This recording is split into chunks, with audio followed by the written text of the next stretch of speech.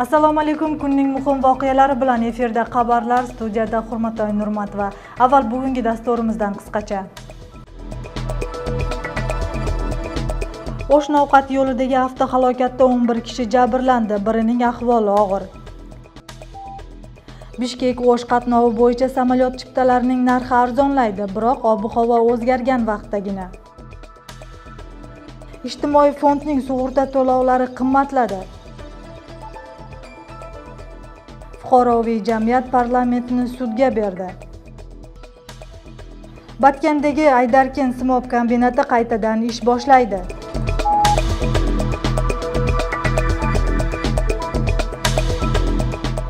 O'sh-Navqat yo'lidagi Almalo qishlog'ida Honda Stream va Audi 100 mashinalari to'qnashib 11 kishi jarohatlandi. Sog'liqni saqlash ministrligining ma'lumotiga ko'ra, jarohatlanganlarning 8i rayon kasalxonasiga yotqizildi. Jabrlanganlar orasida 11 yoshdagi o'smir qiz ham bor. 18 yoshdagi qizning ahvoli og'ir, uning jag' suyagi sinib, boshi qattiq jarohatlangan. Dastlabki ma'lumotlarga ko'ra, mashinaning biri qarshi yo'nalishga chiqib, natijada ikkisi to'qnashgan. Barcha tegishli ekspertizalar tayinlanib, voqeani Navqat rayon militsiyasi tekshirmoqda. Bishkek-O'sh qatnovi bo'yicha samolyot chiptalarining bahosi arzonlaydi, biroq ob-havo o'zgargan vaqtdagina. Bu qaror hukumat bilan aviakompaniyalar o'rtasidagi so'zlashuvlardan keyin qabul qilingan. Tuzilgan shartnomalarga ko'ra 3 kompaniya ob-havo keskin o'zgargan vaqtda chiptalar bahosini 27% gacha arzonlatadi. Imtiyozli narxlar yashovchilarni qanoatlantiradimi? Muxbirimiz qiziqib ko'rgan. Hukumat topshirig'iga ko'ra, Transport va yo'llar ministrligi aviakompaniyalar bilan hamkorlikda qishda ichki qatnovlar narxini arzonlashtirish masalasini ko'rib chiqdi. Tuzilgan shartnomaga ko'ra, Air Manas, Aviatrafik kompaniya va Tezjet kompaniyalari ichki qatnovlar narxini arzonlatadigan bo'ldi. Bu narx ob-havo keskin o'zgarganda kuchga kiradi. 15-18 kun oldin alsa biletni O'sh-Bishkekka minimalniy eng to'monki tariflar 2350, 2400 2750 so'm bo'ladi. Tuzilgan shartnomaga ko'ra, favqulodda holatlar ministrligi tomonidan ob-havo keskin o'zgarishi bo'yicha chiptalar 2700 so'mlik narxidan 27% arzon sotiladi. Bunday hollarda To'ashudagi va Bishkek-O'sh avtoyo'lidan boshqa murakkab uchastkalarda transportlarga cheklov kiritiladi. Ob-havo barqarorlashgandan keyin chiptalar yana avvalgi narxida sotila boshlaydi. Shunchalik jana spekulatsiya bo'ladi-da, agarda bir kun qolganda olsang 5000 ga cheyin, 4 kunga cheyin olasan. 10 kun, 15 kun qolsang qandaydir az sanda biletler bir 2000 TL'si tut, başkasının barlı 3000'den жоғарыда. Biz çek koyuşuz gerek. 2,5 bir bağını koyup koysak başka memleketlerde de var iken içki restler özünçe tarif koyup koygan. Oşanın negizinde uçak, hava жақшы, жаман bu. Bir kalıpta bir bağda uçuyor. Bu bizim jaranlarga жақшы olmalı. Mutaxassislarning so'zlariga ko'ra, hukumat 27% arzonlatish masalasi bilan muammoni hal eta olmaydi. Xalq uchun qulay bo'lgan narx qo'yish uchun aviakompaniyalarga ham qo'llov ko'rsatish kerak. Aviabiletlar narxini ko'tarilishiga aeroport xizmatlarining narxi ko'tarilgani ham sabab bo'lmoqda. Eldi жақсы қолдаш үшін, жүргіншілерді жақсы ташыш үшін, аларға қамсыз қылыш үшін мемлекет тарабынан оларға қолдау, оларды қачан ғана елдерден көбірек жалып түсіп, билеттер қымбат бола баштады, мындай O'sh-Bishkek жол жабылып ушундай болгондо гана бизде ага чейин эч кандай жеке компанияларды колдоо, аларга бир жеңилдиктерди берүү тарабынан өкмөт тарабынан жакшы колдоо алынбайт.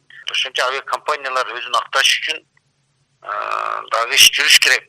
Bungacha O'sh-Bishkek va Bishkek-O'sh yo'nalishlari bo'yicha chiptalar 5000 so'mgacha chiqqan. Qish kelib, yo'llar muzlaganda yo'lovchilar asosan samolyot bilan uchishni ma'qul ko'rishadi. Narx masalasi parlamentda ko'tarilib, qish ichi 4000 so'mdan oshirmaslik talabi qo'yilgan. Menin oyimcha ichki qatlamlar bir yil o'sha emas, Jallobat, Batken bardığına 2500 so'mdan oshiq qilbashimiz kerak. Agarda bu kompaniyalar ishtagisi kelsa, boshqa kompaniyalar to'ltira turadi, ishtaymiz deganlar. O'zini o'zi jo'nini aqtaydi. Bundan bir necha yil oldin Bishkekdan O'shga uchish uchun 1000 so'mgacha to'lashgan edi yo'lovchilar. Hozirgi kunda esa chiptalar 2,5 dan 5000 so'mgacha sotilmoqda. Manas va O'sh xalqaro aeroportlarida Bishkek-O'sh va O'sh-Bishkek yo'nalishlari bo'yicha har kun 2 dan 6 tagacha qatnov bor.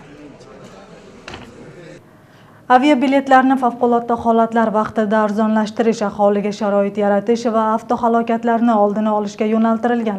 Shunday bo'lsa ham qo'yilgan narx yashovchilar uchun qimmat bo'ladi deganlar ham bor. Narxni qancha so'mgacha arzonlashtirish ko'pchilikka to'g'ri keladi? Quyidagi so'rovnomada ko'rishingiz mumkin. Mashinalar менен барганга дагы жолдо авариялар көп болуп, адамдар бардыгы самолетко менен барышка барайын десем, мына билеттер өтө кымбат. 1,5-2 миң ортолугу, аны 3,5 миң потолокто. 1,5 миң болсо нормально болот, мисалы. Ошондо алар аэропорт өздөрүнө деле жакшы болот эле. Эми карапайым элге кыйын. Пулу барларга арзан да. Ең ыңгайлуусу ушу самолеттен жүргөн ыңгайлуу. 2,5 дерим болсо нормально. Мисалга 4 миң биздин азыр ушул жердеги жашаган элдин несиге караганда бизде айлык деген аз да. Ошон үчүн 4 миң мен көп деп ойлойм. Ошо бирдиктүү багылган жакшы болот. 2,5 миңден ашпаш керек өзү. Машиналарга, маршрутторго, таксилерге түшсөң 1000 сомдон алат. Эми ошо 2,5 миң бирдиктүүлү жакшы эле баа да. 2,5 болсо элдин чөнтөгүнө ham жакшы болот эле. Азыр элдер 5 миңден айлык алса, анан ошо менен Бишкекке барып келгенге болобу? Бүгін президент Сооронбай Жээнбеков, Жогорку Кеңеш раиси Дастанбек Жумабеков va премьер-министр Сапар Исаков bilan uchrashib, hududlarni rivojlantirish masalasini muhokama qilishdi. Davlat rahbari hududlarning asosiy muammolari ichimlik suvi yetishmasligi, rivojlanmagan irrigatsiya sistemasi, ijtimoiy obyektlar tanqisligi, nochor yo'llar ekanligini aytib, bularni yaxshilashni talab qildi. Shuningdek, u mahalliy hukumatning huquqlari bilan majburiyatlarini kuchaytirishni topshirdi. Yil boshidan beri jismoniy shaxslar uchun sug'urtaning summasi ko'tarildi. Masalan, O'sh shahrida majburiy patent bilan ishlaganlar bu vaqtgacha 1100 so'mdan to'lasa, hozir 1300 so'mni tashkil qiladi. Bunday o'zgarish jismoniy shaxslar uchun tushunmovchiliklarni yuzaga keltirmoqda. Ijtimoiy fondga to'lanuvchi sug'urtaning bahosini o'sish sabablariga muxbirimiz to'xtaladi. Davlat ijtimoiy sug'urta qonuniga o'zgartirishlar kiritildi. Boshqacha aytganda, endi har yili o'lkada yanvar oyida o'lkadagi o'rtacha mehnat haqi tarifi qabul qilinadi. Bu yili Qirg'izistonda o'rtacha oylik 14,847 so'mni tashkil etdi. Tuman va shaharlarda ishlab chiqarish korxonalari soni va g'aznasiga qarab turli miqdorda ko'rsatilgan. Uning 10% sug'urta polis uchun to'lanadi.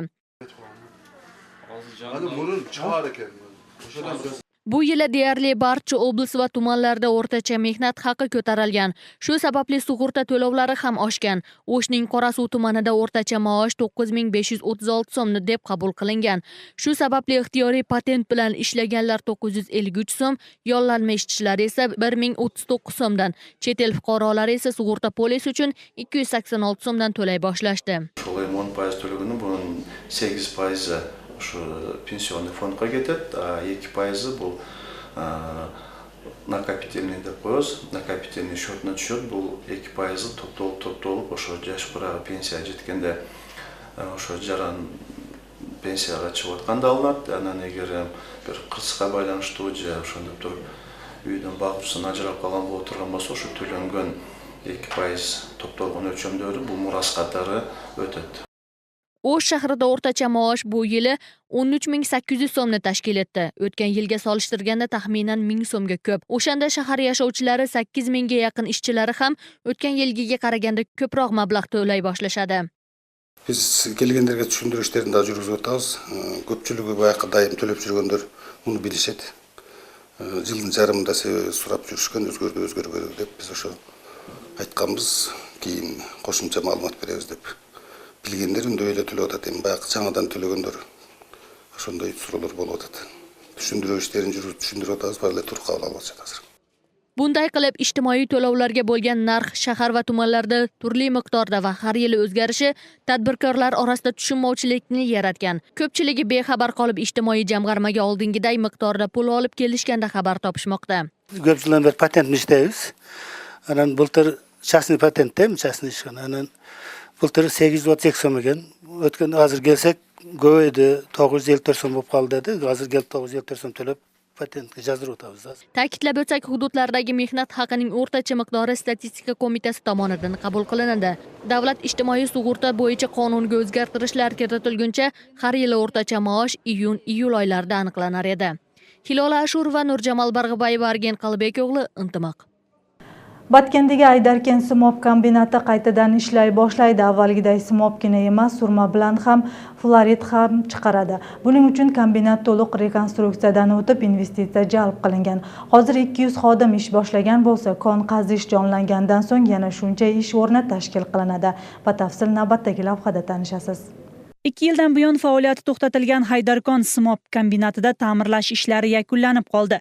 9 yil avval avariya holati bois suv bosgan kon qazuvchi joy tozalanib, hozir ishlab chiqarishga tayyor. Konni qazishni jonlantirish mahalliy Sever Style kompaniyasi bilan tuzilgan shartnoma asosida amalga oshdi. investorlar bizga kelib, investorlar fond gosimущества, gubernator, hakimiyatin yordamiyle tavsiye berdiler. Buna hazır Xuday buyursa bir 6 ayın içinde buna biz şaxtalar, zavod, fabrikalar ishga kirib жатат. Hozirda Haydarkon Simop kombinatidagi eskirib qolgan uskunalar to'liq almashtirilib bitdi. Endi 10 kun ichida kon qazish ishlari boshlanadi. Ta'mirlash boshlanganidan buyon 200 xodim faoliyat olib borayotgan bo'lsa, qazish ishlari boshlansa ishchilar 2 barobarga ko'payadi. 15 kun ichida yana 200 xodim ishga jalb qilinadi. Şu su çıkıp bir gün to'xtagan bo'lsa şaxtadan qayda su bosadi. Ikkinchi jog'idan biz suvimizni qaytaramiz. Mana bizga bu suvdagi borgan bo'lsa tömen жаққа bu yerden bir ölçü kadar, Marak'tan bir ölçü kadar, iki yerden çıkıdan bu bizim ayındağılarga hazır sur ayını var. Buna tömen жаққа ayınlarga büyük yerlerge, buna yegin ekkenге, daraktardı suğulanға bu faydası var. Xuday buyursa hazırınca az 200'lügen adam işlegen bolsa, bunda şaxtımya fabrikasısı 400'den aşık adam işleydi. Kombinat bungacha simop bilangina cheklansa, endi moddaning 3 turini ishlab chiqaradi. Bu yerdan chiqqan simop, surma va fluoridga hozirda Xitoy, Turkiya, Rossiya, Braziliya mamlakatlaridan talab tushgan. Hududda yana 40 yilga yetadigan simopning zaxirasi bor. Shuning uchun kombinatning ishlab ketishiga ishonch katta. Даже 10-15 kun ichida o'sha shaxt ishga kiradi. Xuday biz ishga kirib qolgandan keyin biz где-то 60 millionga simop, bir 60 millionga surma, bir 20 millionga fluorid chiqaramiz. 2010-yildan boshlab ish susayib, ishchilar soni ozayib, 2 yil avval kombinat faoliyatini to'xtatgan. Muassasaning qarzi 90 million so'mdan ortib ketgan. Fuqaroviy jamiyat parlamentni sudga berdi. Sababi suv kodeksini o'zgartirish haqidagi qonun loyihasini qo'llashda deputatlar kelmagan. Hamkasblarning o'rniga ovoz berishgan. Bu Jo'g'org'i Kengashning reglamentiga qarshi kelgan. Qonun chiqaruvchilarning bunday qadami jamoatchilikning tanqidiga sabab bo'lib, ijtimoiy tarmoqlarda muhokamalarni yuzaga keltirdi. Demokratiya va fuqarolik jamiyati uchun koalitsiyasi bu bo'yicha xalq vakillari ustidan Bishkek shahrining rayonlararo sudiga da'vo arizasi bilan murojaat qilishgan. Demokratiya va fuqarolik jamiyati uchun koalitsiyasi sudga murojaat qilib, Jo'g'org'i Kengashning suv kodeksiga o'zgartirish haqida qarorini yaroqsiz deb topishni iltimos qilishgan. Bunga yig'ilishda ishtirok etmagan deputatlarning ovozlari protokolga kiritilib qolganini sabab qilib ko'rsatilgan da'vo arizasi o'tgan yili dekabrda Bishkekning rayonlararo sudiga yuborilib, dastlabki yig'ilish bugungi kunga belgilangan edi. Doğuşun только жанакы мыйзам боюнча эмес суроолор карап атканда ошондо бири-бирине добушун бере алат. Жанакы мыйзамдын долбоорун карап атканда бири-бирин үчүн добушун бере албайт. Fuqarolik jamiyati so'zlariga ko'ra, xalq vakillari bungacha bir-biri uchun ovoz berib kelishgan. Bunday hol jamiyat noroziligini yaratib, yoshlarga yomon namuna bo'lmoqda.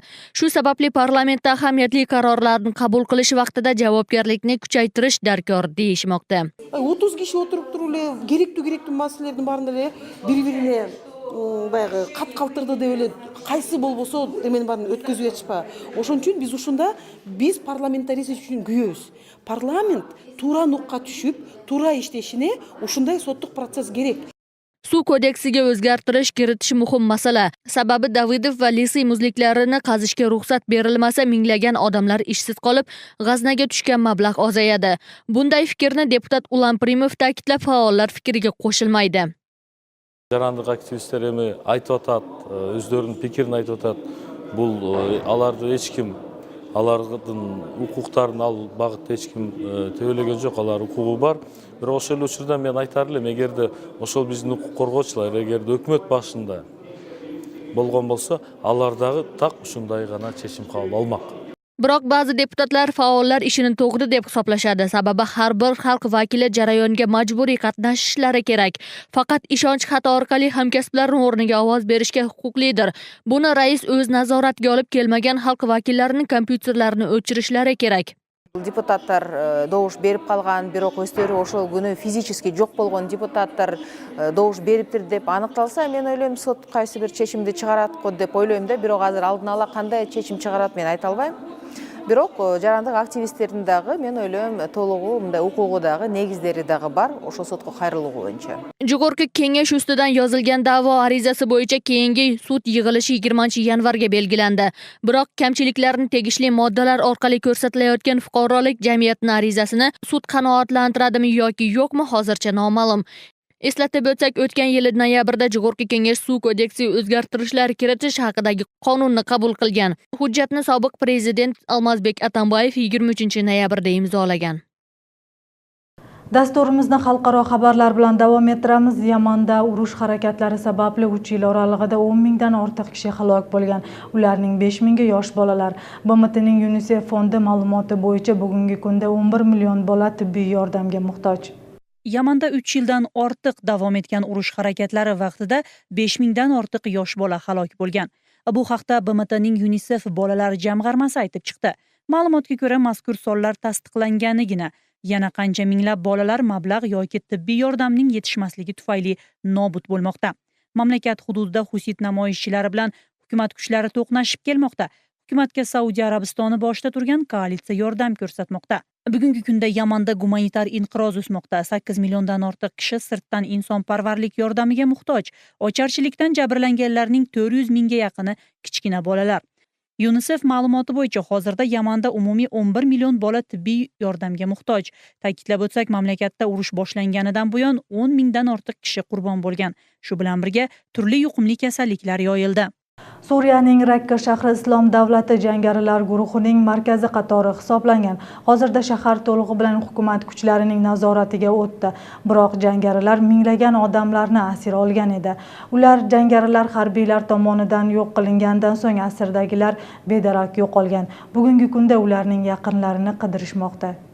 Ko'plab davlatlarda terror guruhi deb nomlanib taqiqlangan Islom davlati tashkiloti minglagan asirlarni olib o'tirgan. Lekin Iroq bilan Suriyadagi jangarilar hukumat kuchlari tomonidan yo'q qilinganidan so'ng asirdagilar qayerda ekani noma'lum. Bedarak bo'lganlarning yaqinlari shu kungacha qidirish ishlarini to'xtatishmayapti. Suriyadan qochib kelgan Mezar og'asi bilan hozir Istanbulda istiqomat qilmoqda. Ular yo'qolgan kishilar to'g'risida ko'proq odamlar bilsin deb akasi ikkalovi onlayn kampaniya ochishgan. Bedarak bo'lganlarning orasida Mezarning Muhammad ismli akasi ham bor. Uni Islom davlati guruhi jangarilari 2013-yili suratga olib yurgani uchun qo'lga olishgan edi. Bugungi kunda u haqida umuman ma'lumot yo'q. Mezar yo'qolgan kishilarni qidirish uchun hech qanday harakat ko'rilmayapti deydi. Hozir bizning Rakkadagi jamoamiz asirga tushganlar to'g'risida hujjatlarni to'plab, shaxsini aniqlamoqda. Ular qayerda, tirikmi yoki jangarilar o'ldirishdimi degan savolga javob topishga harakat qilmoqdamiz. Rakka Islom davlati jangarilar guruhining markazi qatori hisoblanardi. Ammo bugungi kunda shahar to'liq hukumat kuchlarining nazoratiga o'tgan. Jangarilarning ko'pchiligi harbiylar tomonidan qo'lga tushirilgan. Hozirda so'nggi umid qamoqda o'tirgan jangarilar bedarak bo'lgan asirlar to'g'risida aytib berishadi degan ishonch bor. Mezarning so'zlariga ko'ra, jangarilar asirga olingan kishilarning qamagan turmalarni qarab chiqish qoldi. Jangarilarning qaramog'ida 50 dan ortiq turmalari bo'lgan. Ularning 20tasi Rakkada joylashgan. Bizda turmalarda olingan suratlar va hujjatlar bor. Ijtimoiy tarmoqlarga yuklangan suratlarimiz orasida turmaning devorlariga qoldirilgan belgilarni ko'rish mumkin.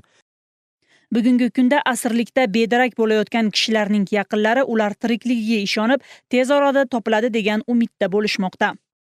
Endi esa dunyoda bo'layotgan so'nggi voqealar bilan qisqacha tanishib oling. Turkiya prezidenti Recep Tayyip Erdo'g'an AQSh qo'l ostida tuzilayotgan zimmasiga Suriya Turkiya chegarasidagi kurd hududlarini himoya qilish vazifasini yuklash taxmin qilinayotgan xavfsizlik kuchlarini qattiq tanqid qildi. Soni 30 ming kishigacha bo'lgan tuzilmalar asosan kurdlarning o'zi va ularga ittifoqchi kuchlardan tashkil topadi. Dushanba kuni Anqaradagi mitingda so'zga chiqqan Erdo'g'an hukumatda ittifoqchi deb hisoblaydigan mamlakat Turkiyaning xavfsizligiga tahdid soladigan terrorchilik armiyasini tuzayapti deb aytdi. Erdo'g'an AQShning tashabbusi bilan Suriya shimolida tuzilayotgan harbiy birlashmalarni yo'rgagida yo'q qilish bilan tahdid soldi. Suriya hukumati ham kurd tuzilmalarini yaratish rejasini tanqid ostiga oldi va ularni yo'q qilishga ayni paytda taxminan 2000 kishilik Amerika harbiy kontingentini mamlakatdan quvib chiqarishga va'da berdi. Yevropa Kengashi raisi Donald Tusk va Yevropa Komissiyasi raisi Jon-Klod Yunker Buyuk Britaniyaga murojaat qilib Yevropa ittifoqini tark etmaslikka chaqirdi. Tusk Yevroparlamentda qilgan chiqishida agar London yuz berayotgan hodisalarga o'z e'tiborini qaratmaydigan bo'lsa, u holda Brexit salbiy oqibatlarga sabab bo'ladigan reallikka aylanishidan ogohlantirdi. Bizning qalblarimiz hamon Buyuk Britaniya uchun ochiqdir, dedi Tusk. Buyuk Britaniyaning Yevroittifoqdan chiqishiga qaratilgan muzokaralar o'tgan yilning 19-iyunida Bryusselda boshlandi. Muzokaralar 2018-yil so'ngiga qadar davom etadi. Shundan so'ng tomonlarga milliy parlamentlarda shartnomalarni ratifikatsiya qilish uchun 6 oy muddat beriladi. 16 yanvar kuni 3 kunlik rasmiy tashrif bilan Vashingtonga kelgan Qozog'iston prezidenti Nursulton Nazarboyev AQSh prezidenti Donald Tramp bilan uchrashdi. Nazarboyev rasmiy tashrif bilan so'nggi bor Oq uyda 2006-yilda bo'lgan edi. Prezident Tramp Qozog'iston mintaqaviy xavfsizlik masalasida muhim hamkor ekanligini ta'kidladi va Afg'onistonda terrorizmga qarshi kurashdagi yordamlari uchun minnatdorchilik bildirdi. Prezident Nazarboyev Trampni prezidentlik faoliyatining 1 yilligi bilan qutladi hamda AQSh va Rossiya o'rtasidagi siyosiy munosabatlardan o'z xavotirini bildirdi. Shuningdek, Qozoq prezidenti AQShga bo'lgan bu safargi uchrashuvida 18 yanvar kuni BMT Xavfsizlik kengashida yadroviy qurolni tarqatmaslik masalasiga bag'ishlangan yig'inda ham ishtirok etishi kutilmoqda.